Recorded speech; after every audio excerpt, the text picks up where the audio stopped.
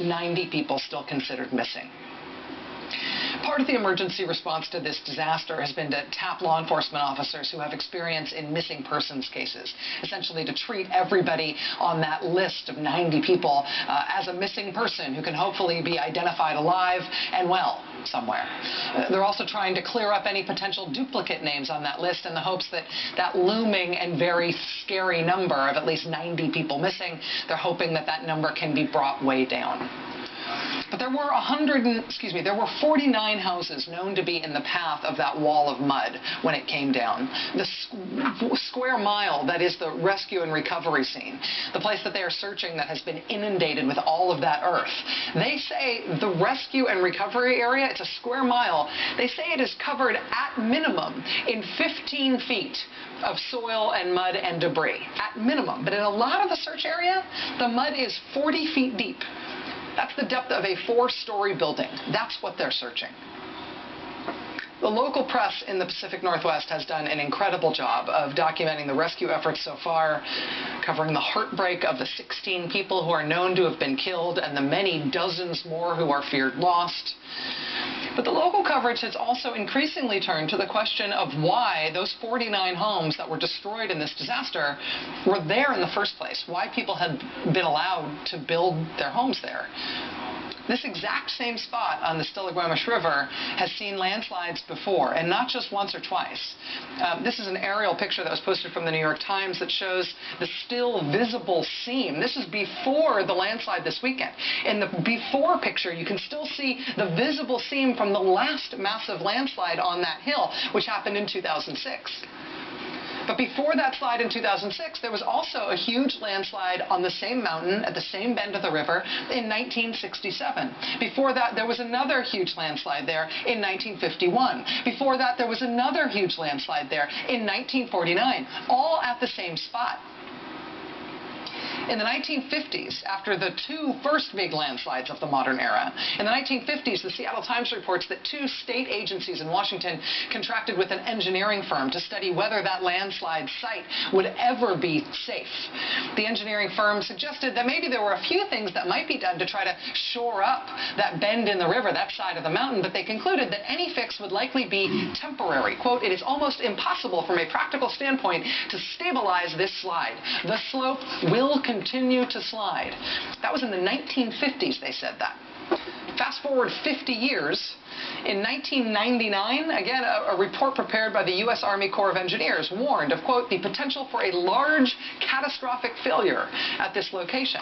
The following year, the year 2000, another expert offers a similarly dire warning to the Army Corps of Engineers, saying that the slide area posed a significant risk to human lives and private property, since human development of the floodplain in this area has steadily increased since the last major slide in 1967.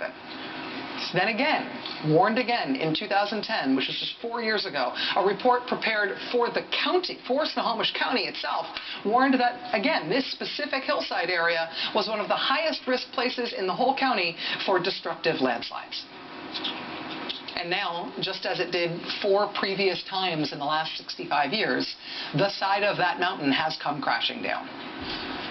In day 5 of searching for survivors, the immediate hope is still to try to find signs of life. The next stage will be to try to recover the dead.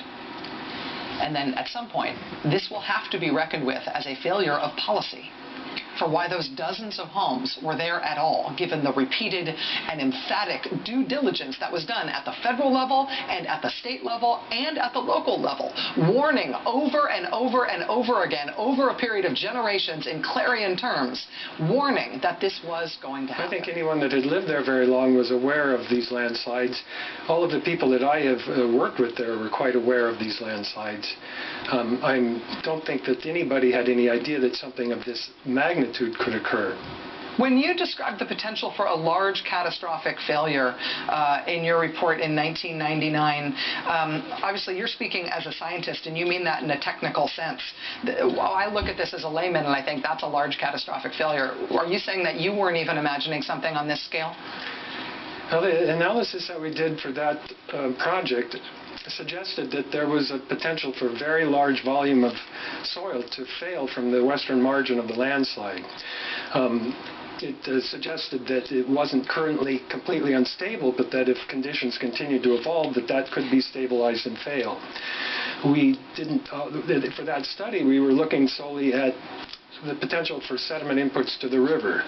We didn't translate that then to an assessment of risk to the areas downslope, but that information was available. We just didn't take it to the next step. One of the things that has been raised by some of the residents of this area have expressed frustration and upset to the press, saying that they did not feel adequately warned about the risk here. One of the concerns that they have raised is that they say there has been quite a lot of logging, timbering on that mountain, and that they believe, at least anecdotally, that maybe that had something to do with causing this current landslide. Is it reasonable to look at factors like that in terms of why this happened when it did? It's certainly reasonable. In fact, prior to the 1999 study, we did another study in 1996 to examine the factors that affect that particular landslide. Timber harvest is one of the things that we examined, and we certainly found that there's a potential that it could have an effect, but it was minor compared to other factors like erosion of the toe and erosion of the body of the landslide by streams. So it's certainly a potential effect. As a scientist, when you look at phenomena like this, and when you especially look back at the history of this particular site, do you think there is a reasonable public policy case to make that governments should use the kind of data that you provided, for example, to say that this area will be zoned in such a way that it's not fit for human habitation, that this should be left as an area that's considered to be inherently unstable, and humans just not put themselves in the risk of living in a place like this? Would you feel like that's a reasonable response? Well, in hindsight, I would certainly say that is a reasonable response. But, if somebody had asked me that 2 weeks ago, it might have given a different answer. As you described with what happened with Mount St. Helens, in the Pacific Northwest, we've chosen to live in a really dynamic landscape. And so we've all chosen to accept a certain level of risk in our lives. I, for example, live in Seattle, and I know that at some point we're going to be struck by a very large earthquake. And that's going to have devastating consequences as well. So I work to quantify these risks. I think we do have a responsibility to ensure that everyone is aware of the level of risk, of the consequences of something happening, so that they make informed decisions about the risk that they take. Clearly we were not successful in communicating all of this information in this case. That is something we need to improve on, I think. Dr. Daniel Miller of the Earth Systems Institute, as a San Francisco native and as somebody whose house in New York City was flooded with 14 feet of water in Superstorm Sandy, talking about living with risk is something that I absolutely empathize with, sir. Thank you very much for helping us understand this tonight. Thank you. You're welcome.